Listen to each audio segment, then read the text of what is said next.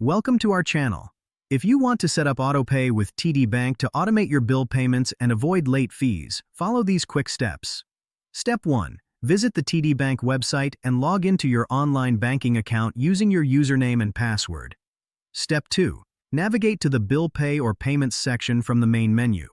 Step 3. Select Manage AutoPay or Set Up Recurring Payments to begin the setup process. Step 4. Choose the biller you want to set up AutoPay for, such as a credit card, utility, or loan payment. Step 5. Enter the biller's account number and the amount you want to pay each month. Step 6. Select the frequency of the payment, such as monthly, bi-weekly, or on a custom schedule. Step 7.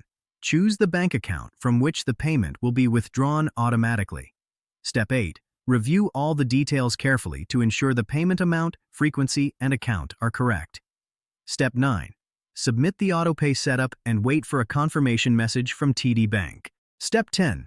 Check your email for a confirmation and monitor your account to ensure the AutoPay is processing correctly. Don't forget to like this video and subscribe to our channel.